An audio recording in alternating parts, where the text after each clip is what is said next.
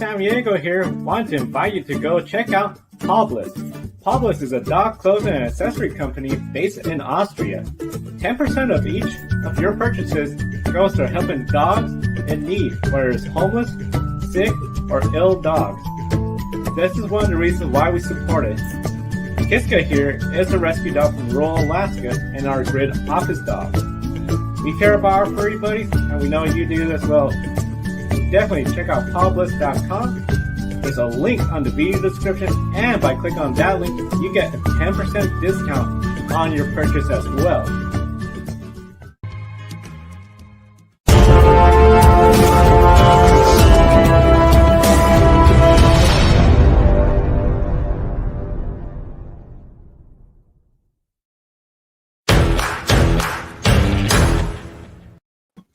Hello and welcome to Grid Life Sunday. Not exactly wrap up because we still have one more event, the NASCAR All-Star Race later tonight. Joe Samaniego here along with Ben Schneider, Adam Lemeries, and Kobe Lambert from the Podium Finish. A special hello to all our listeners on the Ultimate Sports Radio Network.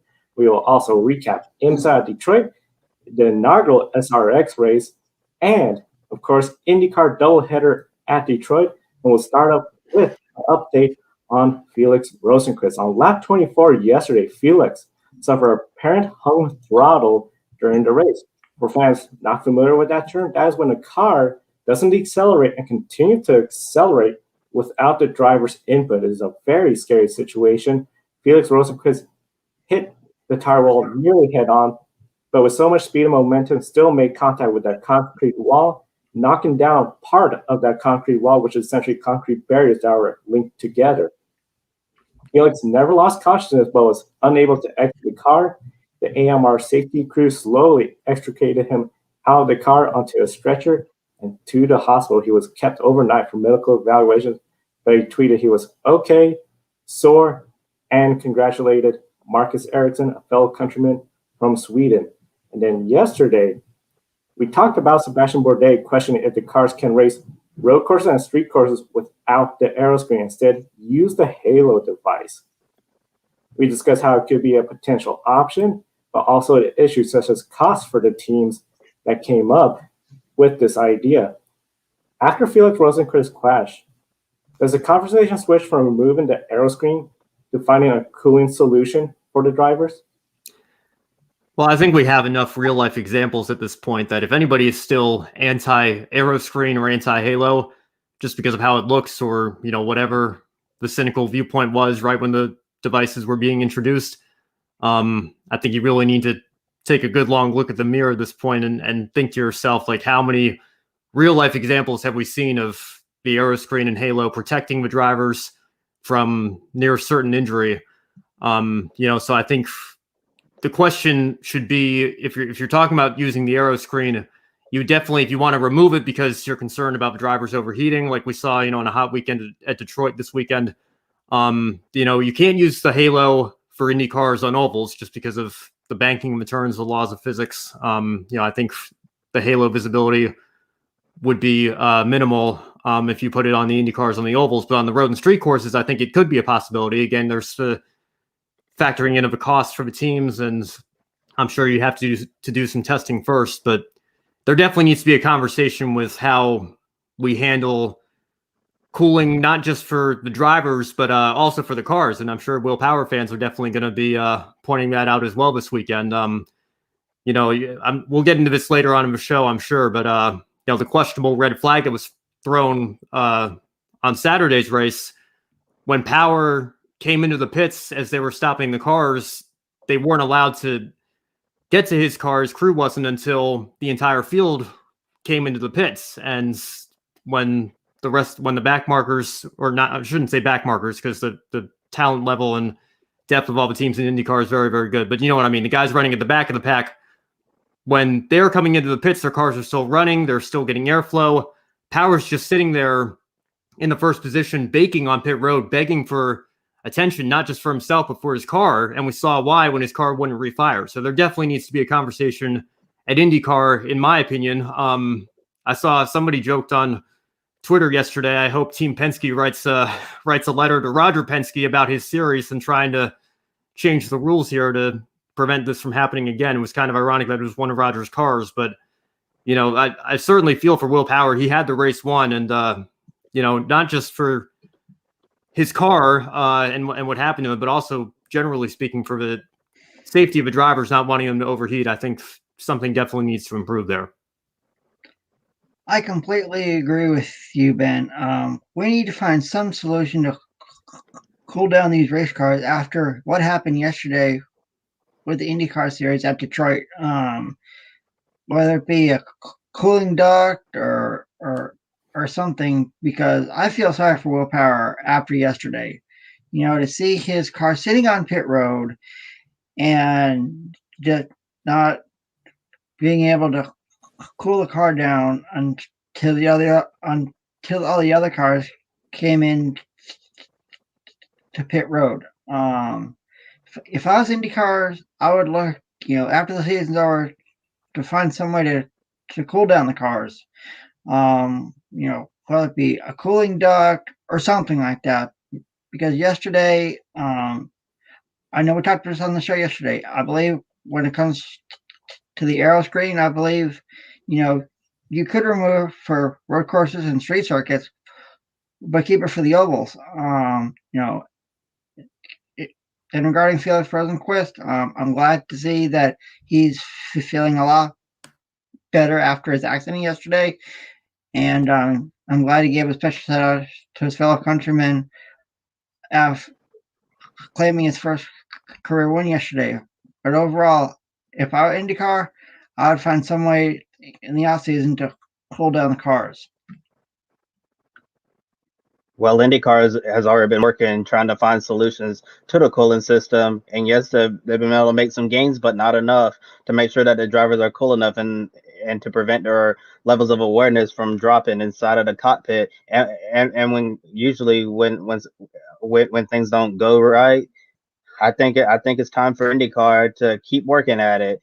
Yeah, just keep working, keep trying things, because reading those comments from Sebastian Bourdais, flashing back to the Firestone Grand Prix in St. Pete last year, how he couldn't really fight Scott Dixon on the track like he wanted to, because he was afraid that he'd take him out and ruin his championship, because he was so hot inside of the cockpit, his levels of awareness was really, really dropping. And that's really as scary as a danger for the driver himself and all of the competitors on the racetrack. And looking at Felix Rosenquist's crash, I think it's definitely a good idea to keep the aero screen on and keep trying to find a solution, because if we didn't have an aero screen, I have a feeling we'd be having a very different conversation right now about Felix Rosenquist's condition. When it comes to safety, quite often we hear no wavering when it comes to safety, keep it there. And we've seen what the aero screen has done. I think this is really now where IndyCar does have to look into how do we keep the drivers cool. Maybe it is starting to mandatory that, we have cooling systems in all the vehicles. I know a lot of teams don't want to do that because of the extra weight, but that might be something that IndyCar has to step in and look at. Whatever changes, it's going to cost the teams extra. We know some teams can't afford the cooling suits for the drivers. But one of the things we see quite often with motorsports, when it comes to safety, a lot of times there's a price tag to it, but at the end, that price tag is so worth it. And it's definitely something I think a lot of IndyCar fans are going to be following in the coming weeks. I think the aero screen is not going to be going away anytime soon. As we mentioned yesterday, Marcus Ericsson won the race, his first race win since 2013 in a GP2 event. However, it came at the expense of Will Power, a late red flag, which you brought up, Ben, essentially really changed the race dramatically. Not in a restart, not in a crash following a restart, but essentially his car was unable to restart, having been sitting in pit road for such a long time and cooked up that ECU. Power was really upset. He told Kevin Lee on NBC, if it's not a yellow flag they throw, it's something stupid decision like this, a red flag. Was the red flag the wrong decision? And how far should a series like IndyCar F1 go in trying to end a race under the green flag? I think they should have gotten the track clear first and went under yellow and tried to go back green. And if time run out, that's just really unfortunate. And it really seems like IndyCar wanted to, I guess, give the fans their money's worth and give them a finish under green, and that's where the entertainment factor comes in. But it's really unfortunate and heartbreaking to see that happen to Will Power, because he had the race won. This was his race to win, and if it wasn't for that red flag, he's likely the winner of race one at Detroit. Maybe Marcus Ericsson under green would have found a way to pass him. We'll never know for sure. But that red flag definitely didn't help Will Power, and it's unfortunate that sitting idle on pit road cost him a race victory, and he ended up finishing a disappointing 20th place. I think there's a justified red flag situation and an unjustified red flag situation in motorsports. And I think unfortunately, we saw examples of both of them in yesterday's race in Detroit. What happened with Rosenquist is obviously a justified red flag, because you have questions about the driver's condition, and the wreck was so violent that it actually damaged the track. So you have to spend time repairing the track. There's no sense in wasting a bunch of laps under yellow while that long process is going on. So that red flag is obviously fine. When you have a, relatively speaking, minor accident like what happened at the end of race one yesterday, if that accident had happened on lap 10 or something like that, then there's no question that wouldn't have been a red flag. It would have just been a standard yellow, and they would have taken the time that they needed, made sure the track was safe, and then let them go green again. But I guess, we kind of have seen this in IndyCar the last few years. I don't know if they want to try to get green, white, checker NASCAR kind of situations. They decided they're going to throw up a red flag because they want to give fans a green flag finish. And, it seems kind of gimmicky to me, when you have something that wouldn't, under normal circumstances, result in a red flag, they throw a red flag because you just want to get a green flag finish. I think we need to remember that it is okay for races to end under yellow. It happens sometimes. It's understandable to most race fans. And, if the argument is you want to give the fans their money's worth, I'd imagine most of those fans were coming back for the second race today and had an IMSA race coming up as soon as the IndyCar race was over. So, it's not like they were being deprived of racing or entertainment because there was so much happening at Detroit this weekend. Joe, I know you asked about Formula One as well. I think we're all probably thinking back to Baku a couple, or just last week, I guess, with Verstappen's crash. And, that one to me, I think was a little bit more justified just because you had the question about the safety of the Pirelli tires going on. And, I thought it was good that they gave the teams a chance to make sure everything was all right. And with that long straightaway, you want to make sure that all the debris is cleared and everything. And I think it just happened with the timing that they were toward the end of the race. And, it seemed like it was kind of trying to be like a NASCAR style green, white, checkered. I think it was just a coincidence in that situation that there happened to only be 2 laps left, and we saw the crazy finish like what happened with Hamilton there at the end, overshooting turn 1. But, I think generally speaking, you should only throw the red flag when you absolutely have to, when it's a safety concern, and that wasn't the case on Saturday. And ultimately, because of the cooling issues that we were just talking about happening with Will Power's car, it cost him a near certain victory that he had basically wrapped up. And that's very unfortunate for him and Team Penske. Very unfortunate. It's just one of those deals I feel when it comes to motorsports, quite often, especially fans that were watching motorsports from the 90s, 80s, when it was starting to come on TV, yellow flag finishes, while they're not the greatest, it was sort of just, that's just the way it goes. It seems, especially now, once NASCAR went to the green and white checker flag rule, there's almost a higher expectation of let's end the race under yellow. We've had a couple Indy 500s recently end under yellow flag. Fans were vocal about they didn't like it, but we know there was fans that also were just saying it's part of racing. We don't have overtime rules. It's not going to be the Indianapolis 501 or more. Now break tradition.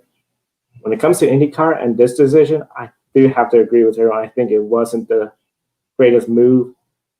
There has to be some discussion with the teams, the series officials of, okay, if we're going to use this red flag, we have to do a better job at it. We cannot have it where Will Power again or any lead car is at that disadvantage waiting on pit road. And it's just something where it feels we got to really question about where it goes as a sport and also the entertainment value. That is something, of course, we encourage all the fans and viewers to definitely chat room. We'll love to share your opinions on this as well. Yesterday it was announced that Oliver Askew was going to replace Felix Rosenqvist in today's race. He, of course, returned back to McLaren SP after being let go last year and having a vicious crash at the Indianapolis 500. We'll recap Sunday's race shortly in the program, but now it's time to preview the NASCAR All-Star Open. To get into the All-Star race, you need to be a Cup Series race winner, an All-Star race winner, or a champion. Quite often, we've seen the All-Star Open set the standard high as drivers try to race their way in. Tyler Reddick's on the pole, leading the field of drivers to green. Chris Buescher, Matt DiBenedetto, Ricky Stenhouse Jr., and Ross Chastain round at the top five. But I also want to note that Ross Chastain's number 42 Chip Ganassi Racing Chevrolet failed pre-race inspection. His crew chief was tossed, and the team is going to receive a $25,000 fine, and Ross Chastain's going to have to drop to the rear at the beginning of the Open, and the remaining of the top 10 starters, Bubba Wallace in 6, Daniel Suarez, Eric Jones, Chase Briscoe, and Eric Almirola ran out the top 10. Chris Buescher's had some really solid runs this season. Tyler Reddick, Matt DiBenedetto, who was so close to winning at Talladega. Would making the All-Star race be a good confidence booster for the drivers in the Open? I do believe so. I mean, we always talk about when it comes to NASCAR, the big three: Hendrick Motorsports, Roush Fenway Racing, and Team Penske. But we really don't talk about all the other organizations. And there's some really good organizations, that are in the All-Star Open tonight that if they were to come, if, say, someone like Eric Almirola who's had a really hard year this year, advance to the All-Star race, it'd be pretty cool for him because he'd get a chance to compete along, with people like Chase Elliott, among others. Overall, I'm looking forward to watching the All-Star Open. In the past, we've seen a lot of surprises come through this race, and have really good runs in the All-Star race main event. So I'm looking forward to seeing who advances from the All-Star Open into the All-Star race later on tonight. Yeah, I think even if it's an exhibition race, anytime you can win something in this sport, I think it's definitely, it can only help your confidence and boost your momentum a little bit. I remember the first year that I really paid attention to NASCAR, Martin Truex Jr. won the Open, and it wasn't too many weeks after, I think it was only 2 races after, that he went to Dover and got his first points-paying Cup win. So you never know what it can do for a race team, given the situation that they're in. I kind of liken it. Obviously, the stakes aren't as high with this being an exhibition race versus one of the biggest races, arguably the biggest race in the world. But you can maybe compare it to Bump Day at the Indianapolis 500, trying to race your way in to the All-Star race, get one of those final spots. I'm sure a lot of teams are going to be racing hard tonight, and we'll see who comes out on top. With the Open, and especially for these drivers that don't have a win, this is a really great opportunity to really show they are capable of running up towards the front, and then, of course, get in the All-Star race, prove, hey, they're worthy of fighting for wins week in and week out. And I think this is really great for the teams, especially Richard Childress Racing, Tyler Reddick, a brand new team like Bubba Wallace, Daniel Suarez, to show their potential of we could go out there, we could win, and we could run with the best. That translates to just some better runs. And I think in the big term, it does bring some momentum. Now, this year with those big 3 teams, you're going to really have to step it a lot, because I feel just momentum alone is not going to carry over to success for the points racing.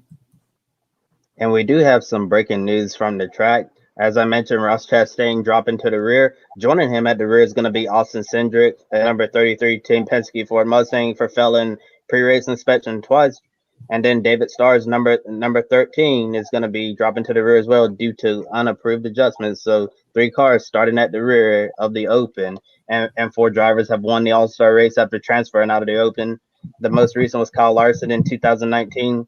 Stage winners in the fan vote will advance, and the stage winners and the fan vote winner will advance to the All-Star race. This time at Texas Motor Speedway. The track hasn't been known for producing the most thrilling races. Goodyear is bringing the same tire but a smaller tapered spacer this year, reducing more horsepower, going from the typical 550 package to 510.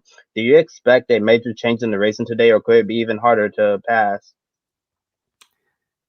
To be honest, I don't even know what to expect, and I really don't care. I'm going to watch a little bit tonight, and I'm going to keep an open mind about it. But it's the principle of the package for me. It's not even so much the fact that I think the racing hasn't been as good when you're basically running wide open in a mile and a half. Now you're taking 40 more horsepower away. I saw a tweet just before we came on the air saying, dear NASCAR, even if the racing is the best race we've ever seen tonight, never use this package again. I think a lot of fans were just opposed to the principle of the thing, taking away even more horsepower. I don't know if NASCAR is just trying to bunch the pack up a little bit and try to make sure that, although I don't know, I think that was maybe their goal with the 550 package in the first place. I don't know what's going to happen. We've got the race at Texas tonight, which I think people have joked about in recent years. It's the glorified Walmart parking lot now after what they did to turns 1 and 2. So I don't know. We'll see. We'll see how the race goes tonight. But I don't really know what to expect. But the hype level, I'm not expecting too much. I'll agree with you, Ben. For me, the All-Star race usually meant, you get the best of the best, and it's always happened at Charlotte Motor Speedway, except for last year because of COVID, when it was at Bristol Motor Speedway, and in a year in the 80s when it was at Atlanta Motor Speedway. I'm not expecting much at Texas Motor Speedway tonight, but hopefully next year the All-Star race goes back to its home at Charlotte Motor Speedway, and have it the weekend, before the Coca-Cola 600, like it usually is. So it gives the fans that are there, at least, even if you can't attend the Coca-Cola 600, you're there for the All-Star race and you get a chance to see the best of the best compete. As we know, a lot of teams are based in the Charlotte, North Carolina area, especially Hendrick Motorsports, because they're like right next to the track. So I'm not too confident with the race tonight, but I'm hoping NASCAR makes a decision and returns the All-Star race to its home at Charlotte Motor Speedway in 2022. To be honest, I really miss the days when the All-Star race actually meant something. Nowadays, it seems like the All-Star race, it doesn't carry any special meaning anymore. I remember last year headed into Bristol, people were really hyped up for the All-Star race. Everyone was thinking we're going to see the bump and run, and I'll argue that the All-Star race last year was hyped up and it failed to deliver. We didn't see any of the action that we expected to see. And today at Texas Motor Speedway for the 2021 NASCAR All-Star Race, I'm honestly not sure what to expect at all during the race with less horsepower. Like you were saying, maybe NASCAR wants to try to bunch up the pack and try to get a close, exciting finish, or it could very well be harder to pass. It's hard to pass on the longer green runs with the 550 horsepower package. With a lot less horsepower, it might be even more difficult to pass, but we're not going to see those longer green flag runs in the All-Star race. We're going to talk a little bit more about the All-Star race itself later in the program. Now, one event maybe called an All-Star event, the Superstar Racing Experience.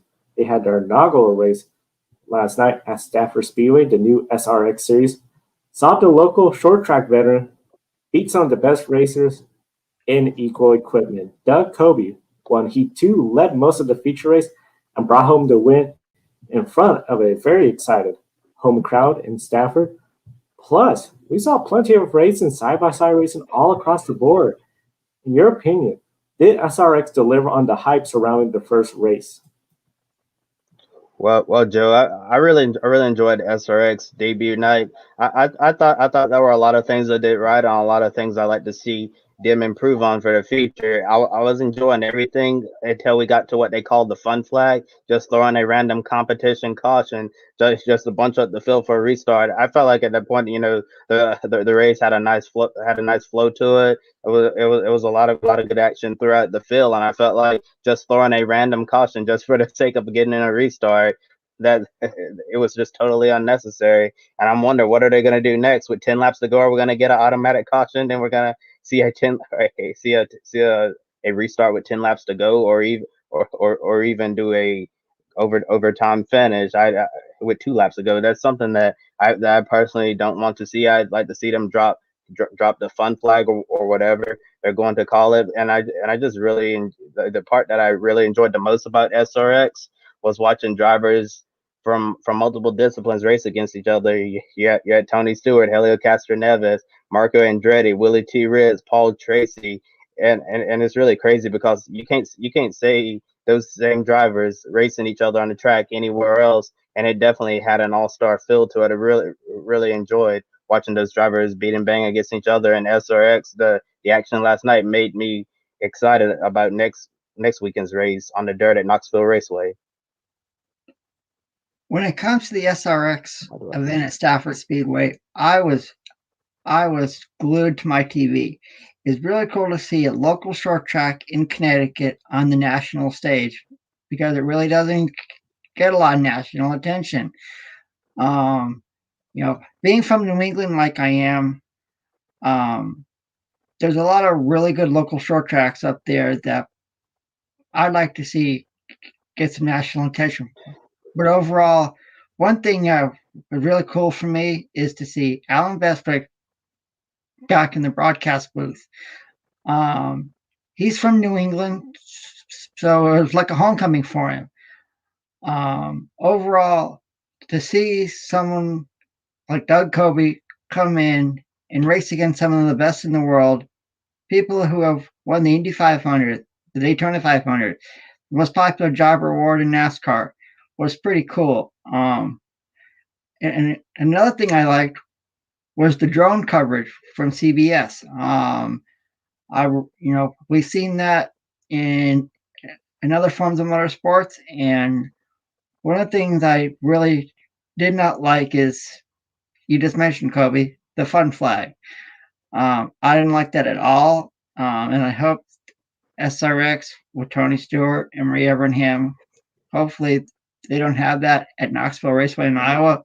But for me, on a scale of 1 to 10, I get the opening SRX race last night an 8.5. Yeah, I guess if we're going to use that scale, I'd probably give it about a 7. I enjoyed it. I thought it was an enjoyable couple hours of television. I'm glad I watched what I did.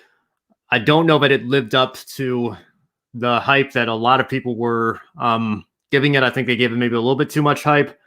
But, it's a new series. I understand people were excited. I don't know that you're going to see this in prime time on network television on Saturday nights, for 15, 20 years down the road. We'll see how SRX continues to grow. I think they definitely have some room for improvement. I think a lot of people were saying the leaderboard on CBS, I don't know if that's a CBS decision or a series decision, but I'd like to see, there's different colors and sponsors on the different cars, maybe incorporate that to make it a little bit easier to tell on the leaderboard there. And like the rest of you guys have said, the fun flag, not a fan of that, especially when there's no, I guess people say the main purpose of stage cautions is to get the restarts, especially with the package now in NASCAR. But, at least you're awarding points. At least there's something that happens at the end of a stage in NASCAR. This was just, it seemed like a de facto entertainment caution, just for the sake of getting a restart. And, I didn't really see any need to interrupt the racing. I thought the racing was pretty good. And I love Alan Bestwick. I loved him on the broadcast. It's great to hear him doing motorsports again. I know he's been doing some UConn women's basketball games this past year. It's great that he's still active in broadcasting and back now in motorsports as well. But, I hope he never has to say the words fun flag again, because that was kind of cringy to hear from me. And one of the things you also brought up with this being created, and it makes SRX really unique. This is more created for being on television, network television. Unlike the Indy 500 NASCAR Cup Series, where it's all about automotive endurance, it wasn't exactly made for television, but television saw it as an event, and then it came to those motorsport series. SRX essentially developed for delivering to the audience primarily on television, smart devices. I mean, it was simplified 3 heats, simplified rules where the drivers, no matter where they finished in the first stage, second stage, they were going to be on the lead lap the next stage. So it just made it really simple for fans to follow. And then, of course, you all mentioned that fun flag. We talked a little bit about it, including with IndyCar. And, when it comes to the entertainment value and pure racing with SRX, and especially last night, does this feel like essentially a newer version of IROC or a new type of motorsports where it's not about endurance or trying to prove who's the best driver, but just more something to produce a great product for the television? Well, for me, I believe it's another form of IROC. I mean, with travel restrictions and schedules amongst different drivers, I never thought I'd get a chance to see Tony Stewart racing against Willie T. Ribbs, and Michael Waltrip against Ernie Francis Jr. from Trans Am. As a I was at the very last IROC race at Atlanta Motor Speedway, and it was, and when I heard that the IROC series was going away, a lot of fans missed it. So to see something like SRX, it was really cool to see drivers from other forms of motorsports come in and see how they do. And we talked about this on the show yesterday. If this series is successful, maybe down the road, if they want, go to other tracks across the country, that'd be pretty cool to show off, not just, maybe like go to a place like Hickory Motor Speedway and have someone like Josh Berry go up against these drivers. Or like Kobe mentioned yesterday, Five Flag Speedway in Pensacola, Florida. Or if Tony Stewart and Ray Abraham really want to run the series, why not take it, to tracks in Europe? Have some of those European drivers race against these drivers. I mean, wouldn't it be cool to see someone like maybe Shane Van Gisbergen compete against Tony Stewart, or one of the great European road race drivers, and have this series at a place like Silverstone in England? Who knows what could happen with the series? But overall, I really enjoyed it last night. I can't really say for sure if SRX is the new IROC because, for one, IROC was well before my time. I've never seen an IROC race outside of highlights on YouTube. But looking at the history of IROC, I think the concept was really cool, where you see drivers from various disciplines of motorsports come together and compete in equal equipment. Oftentimes, you see equipment plays a factor in how drivers run. If you're in the top tier equipment, you're obviously going to run at the front. If you're in back marker equipment, you're not going to have a chance. And what I like about SRX, all of the cars are equal. So, like I said yesterday, talent does all of the talking. And it was really cool seeing the drivers mix it up from different backgrounds. I remember yesterday I said the stock, it would favor the stock car guys, and the open wheel guys would probably struggle, but the open wheel guys are really competitive. And the modified guy, the 6-time NASCAR Wheel and Modified for champion Doug Kobe, knows Stafford Motor Speedway better than anyone else. He was able to take the fight to the NASCAR IndyCar stars and Trans Am as well, and the modified guys on top. And Matt Weaver from Auto Week said it best about Doug Kobe. He was actually making a sacrifice to be at this event. In the first place, he was 5 points out of the lead in the modified tour, but he chose to be here because he feels like he was representing all local short track racers everywhere. And being an SRX meant more to him than fighting for a record 7th championship in the modified tour. So I thought that was really cool. And also another cool fact about Doug Kobe, I learned he's a real estate agent.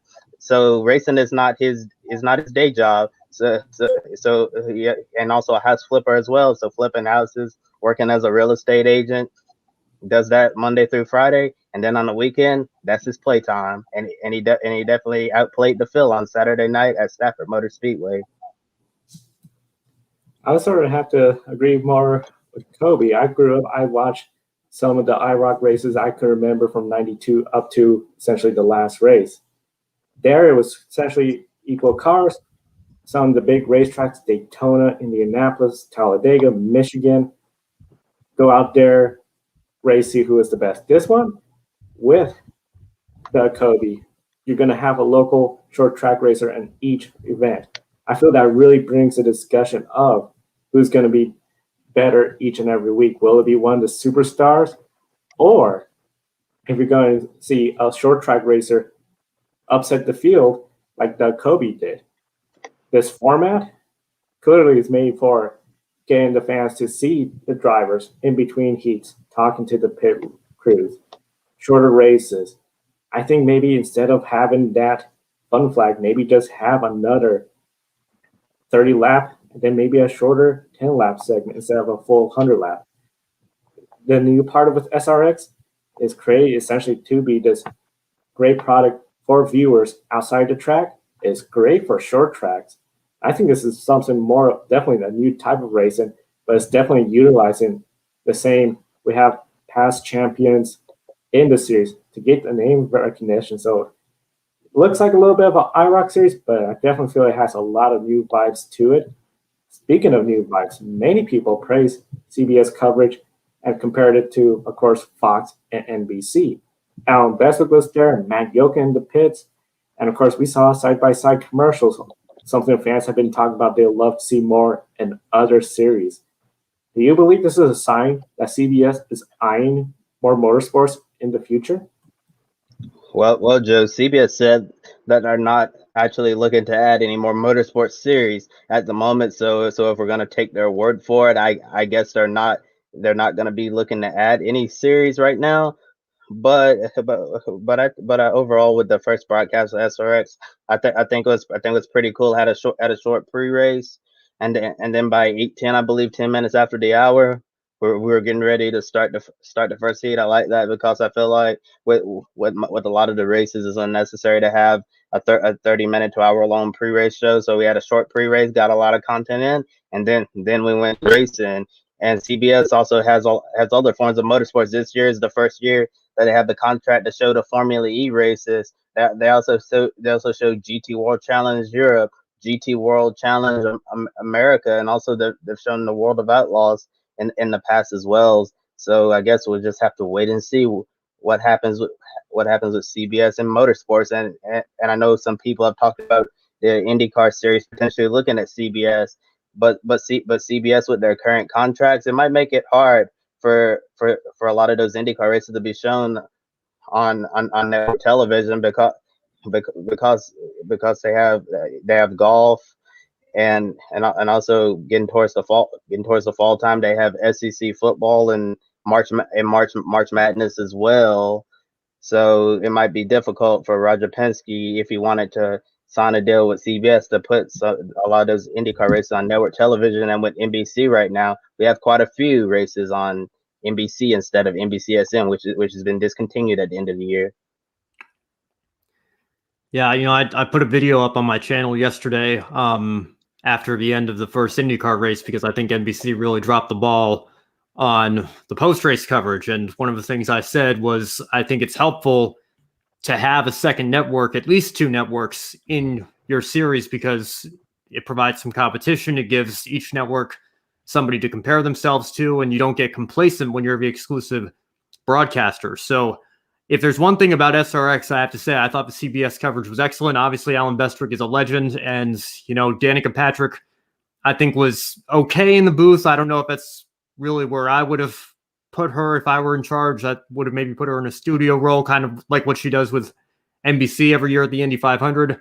But I think, I really hope that CBS can find a way to maybe get back into this conversation. Maybe not next year, but kind of looking 2 contracts down the road, maybe then this immediate contract coming up, because, I know it's a tough ask because you've got the PGA, which is obviously very big for them, and other marquee sporting events that are on CBS every year.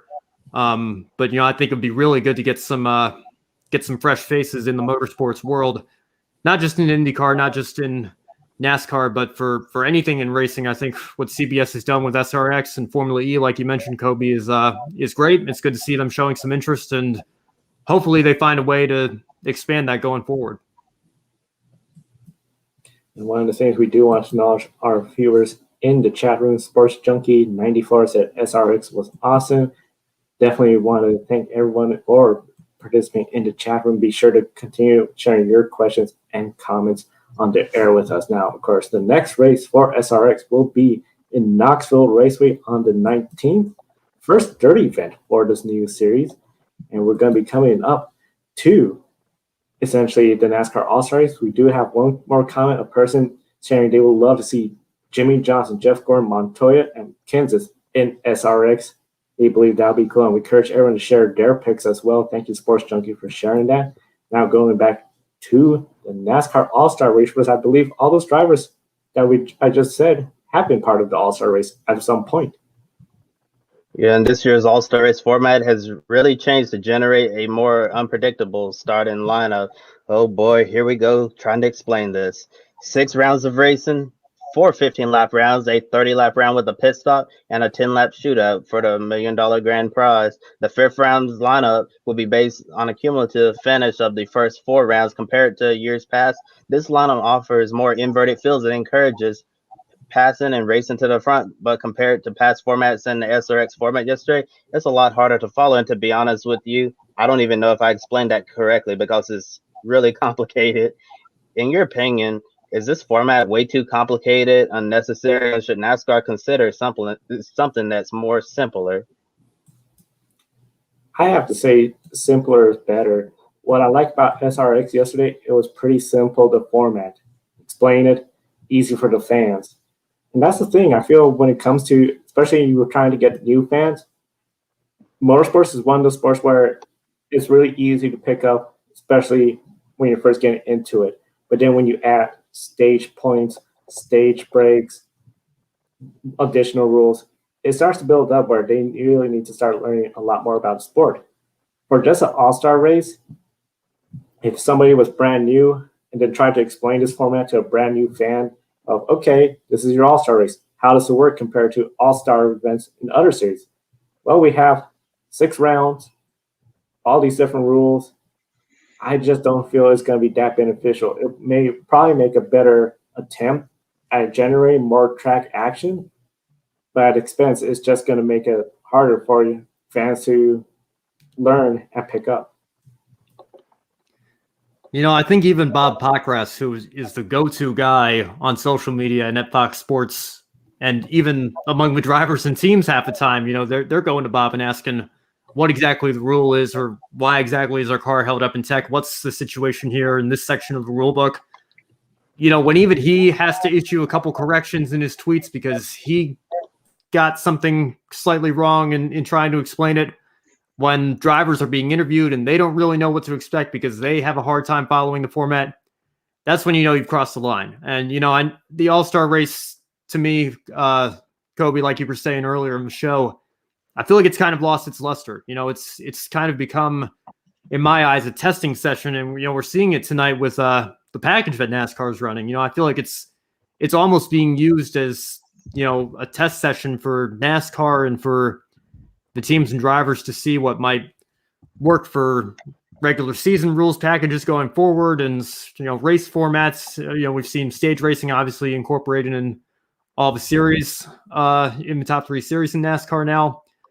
So I've got to be honest, I don't know if any of my game show fans are watching, but Mark the Beast Labette's coming on The Chase at 9:00 tonight on ABC. And, I'm really not inclined to watch this All-Star Race over something like that going on in the game show world. It's just too complicated for me. I don't have really any desire. I'm going to give it a shot. I'll probably watch some of the Open and, the beginning of the All-Star Race. But, I've got a feeling I'm just going to be trying to, reread the format, see what exactly is going to be happening as I'm going along because, we've had weeks now to get prepared for this and get ready for this All-Star race, and I feel like a lot of people still have no idea what's going to happen tonight. I don't like this format at all. If fans may remember, when they ran when Bruton Smith announced that the All-Star race was going to be run at night, fans went absolutely crazy, and it provided one of the best finishes in history. You had Kyle Petty versus Davey Allison, and we all know what happened. Now I can say, I don't, bring that something like that. If you're a NASCAR fan, if you grew up with NASCAR like me, that's what you remember. People remember the pass in the grass at Charlotte. People remember the fight between Rusty Wallace and Darrell Waltrip in '89 at Charlotte. The incident involving Kyle Petty versus Davey Allison at the end. There's so many moments in All-Star history that fans will always remember, but this format, even I can't understand why NASCAR is doing it.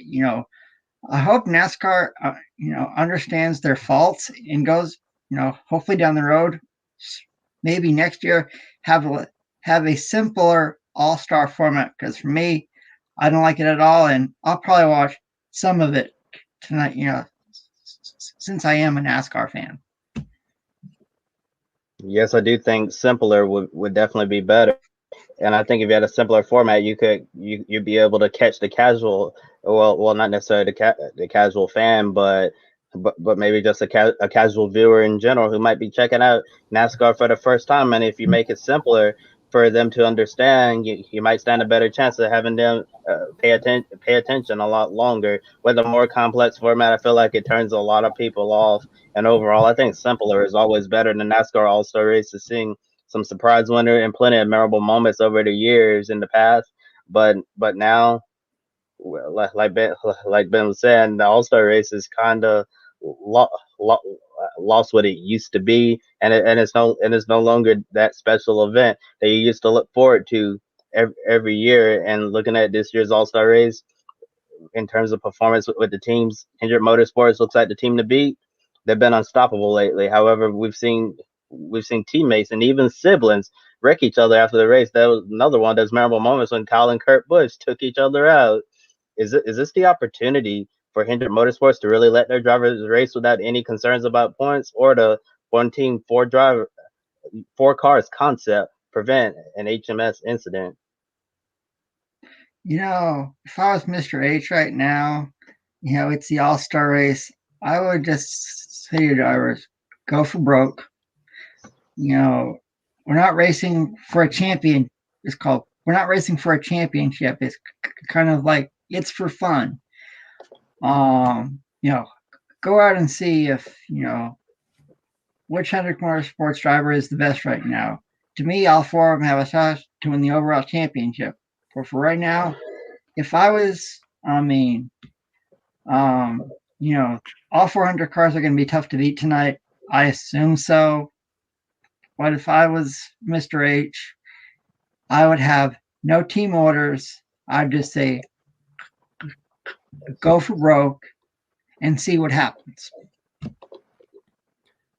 Yeah, I would hope there'd be no team orders tonight. It's an exhibition race. I think if you're Hendrick Motorsports, just let your drivers race. And, I know there's the risk of them getting together. We saw it with the Busch brothers in 2007, and I think they weren't even on speaking terms until Thanksgiving of that year.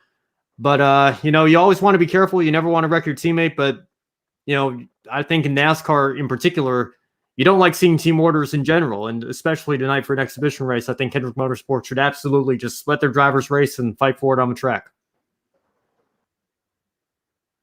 And Kyle Busch leads Joe Gibbs Racing, trying to spoil the party. Team Penske's up there as well. And since the repave, Kyle Busch, Kevin Harvick, Jenny Hamlin, and Austin Dillon have won here. Does being a past Texas race winner mean anything since we have a different aero package? I'm going to say no. With a different aero package, I think we're going to see essentially a lot of unknowns when it comes to this race. Handling is going to be a big thing. I still think we're going to see a Hendrick car, which there's no Hendrick drivers on that list, be one of the favorites to win. You know, with the package, with the format, I think it's really kind of meaningless. You know, there's so many unknowns going into the race tonight. It's always nice to be back at a place that you've won at recently, but for the purposes of this race, with this package, with the format that we're all still sitting here trying to reread and figure out literally hours before the start of the race, I don't think you've got to be too worried if you haven't won here about somebody having a leg up on you just because they have. And before we jump over to IndyCar Race 2 today from Detroit, I have a quick comment from a viewer said we should run out on a short track that the Cup Series doesn't run. And I'd definitely be open to that idea. Run them at Five Flags Speedway, a track like that, or wishful thinking, Hickory Speedway. That would be really cool for all of the race fans in North Carolina. And yeah, I definitely think that would be a great idea. But overall, right now, I'm not sure if we should keep the All-Star Race on the schedule. Now, one of the things, of course, IndyCar, they did run their second race today at Detroit. Newgarden was on the pole, led 67 laps out of 70 laps, but a late caution when Jimmy Johnson spun potentially changed the complexion of the race. 2 cautions later, Pato O'Ward on that final caution after Roman Grosjean spun, took the lead, went on to take the win. Newgarden was on the worn-out red tires, fell to second place, just barely holding off Alex Palou, who is third place. But now, Pato O'Ward is 1 point ahead of Alex Palou in the NTT IndyCar Series Championship. We again saw the younger drivers deliver great results throughout the weekend, but the next race weekend is Road America. Could we see Road America favor the veterans and shake up the points in the IndyCar Series? I'm gonna say no. I don't think it's gonna favor either the veterans or the young guns. I think whether you're a younger driver or older driver, I think you can definitely go out there and win at Road America. We've seen that in the past few years. And Pato O'Ward, one of the young guns, Renus VK, Alex Palou, they're definitely here making their names known, and they're gonna be championship contenders in general for many years to come in the IndyCar Series. I know it looks like it's maybe become a 2-horse race at this point between Alex Palou and Pato O'Ward, but I wouldn't count Scott Dixon out just yet. He's a 6-time champion for a reason, so going to Road America, I think it's very likely you could see the veteran take a chunk out of the young guns lead in the championship. So, you know, I think it's certainly up for grabs, and I wouldn't be surprised if it was the young drivers or if a veteran like Dixon came back and made up some ground. When it comes to Road America, it's a 4-mile track. There's certain times where you do have to pit, so I don't believe it has an advantage for the rookies or veterans. I think it'll be a really good race to watch, and I don't know who will win, but there are been people like Scott McLaughlin who have tested there.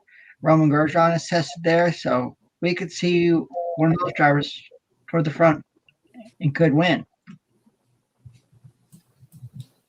And of course, IndyCar was the only series running for the grid ranking, which is in the 12th week. Here is the full ranking of the grid ranking.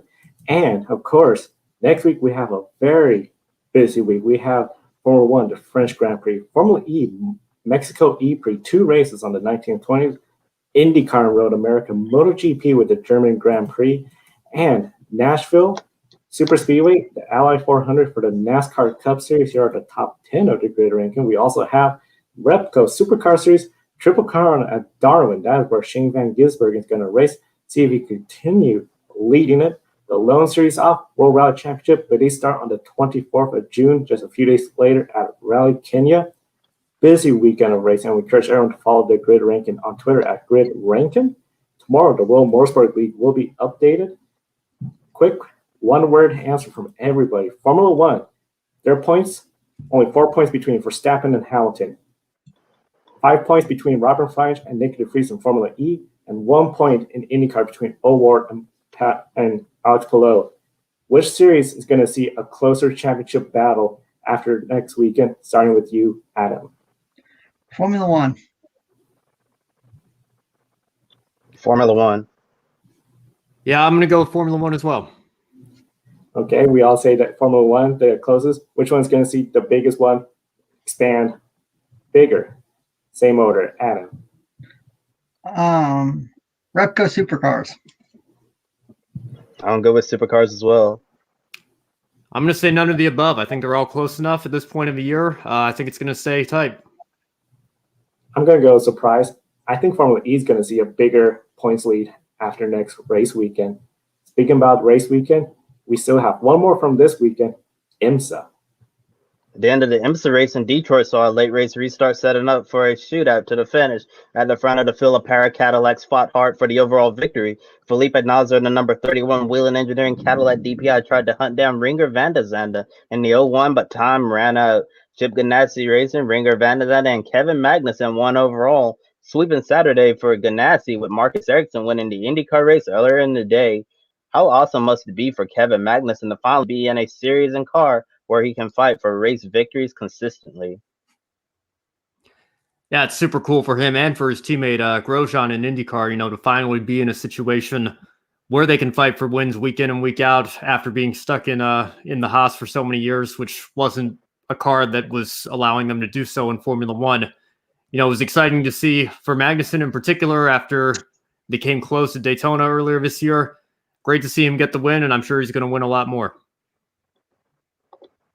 Well, we all said yesterday on the prayer show it was Cadillac race to lose, and they won.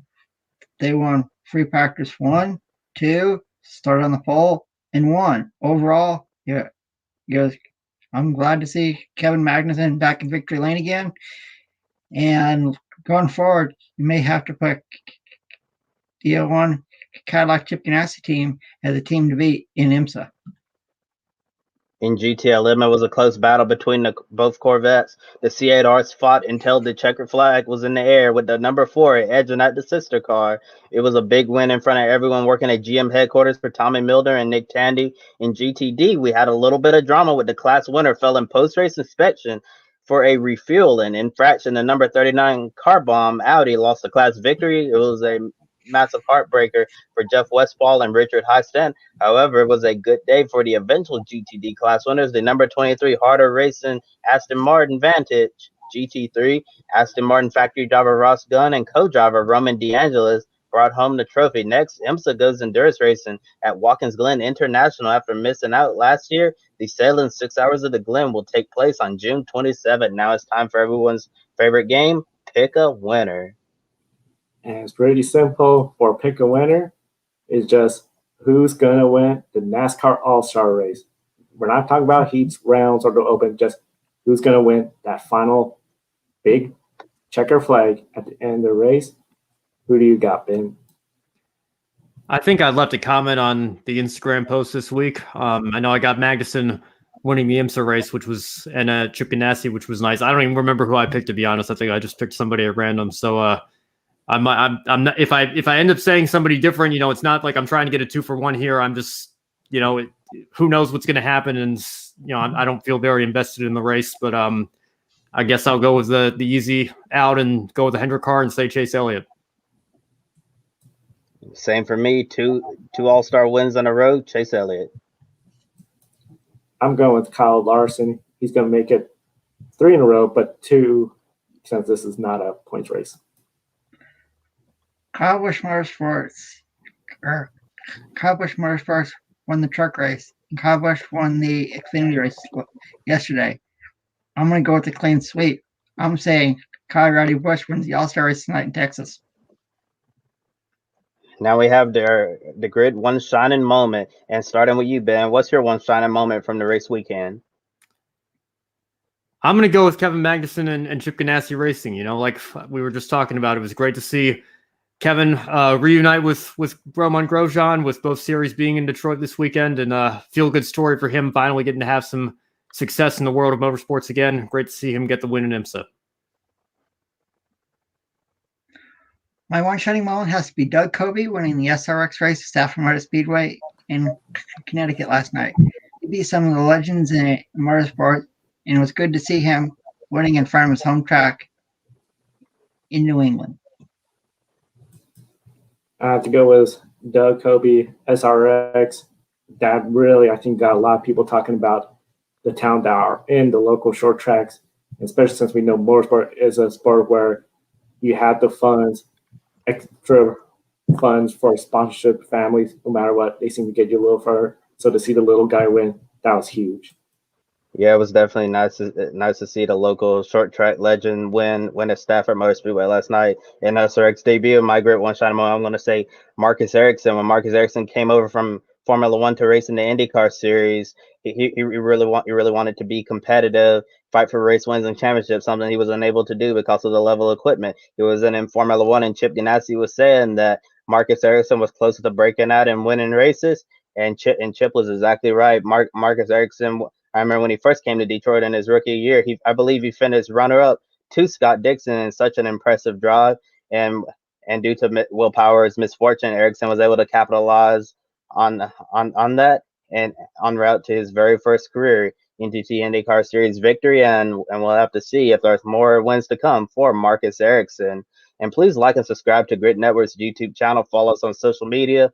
We're on Twitter, Facebook, Instagram, and TikTok. Check out Pablos and consider shopping for your furry family member. All Grid Network viewers will get a 10% discount on any purchase. The link is in the video description. That's where you can find it. Invest in Grid Network. Keep us on the air long term. Join our Patreon. Thank you, Colin, Mark, and D-Shell for supporting and investing in Grid Network. On Wednesday, we'll have a new episode of Grid Tonight, including a recap of tonight's NASCAR All-Star Race. Thursday, a new episode of the Women Racing to Win with Joe and Daniel from Racers, the Girls Behind the Helmet, and we'll be back next Saturday. Grid Live pre-race on such an action-packed weekend for motorsports. For Joe Samniego, Ben Snyder, and Adam Limmeries, I'm Kobe Lambert from the Podium Finish. Thank you for watching. Enjoy the All-Star Race and have a great week. Joe Samniego here. Wanted to invite you to go check out Pablos. Pablos is a dog clothing and accessory company based in Austria. 10% of each of your purchases goes to helping dogs in need, whether it's homeless, sick, or ill dogs. This is one of the reasons why we support it. Kiska here is a rescue dog from rural Alaska and our Grid office dog. We care about our furry buddies, and we know you do as well. Definitely check out pablos.com. There's a link on the video description, and by clicking on that link, you get a 10% discount on your purchase as well.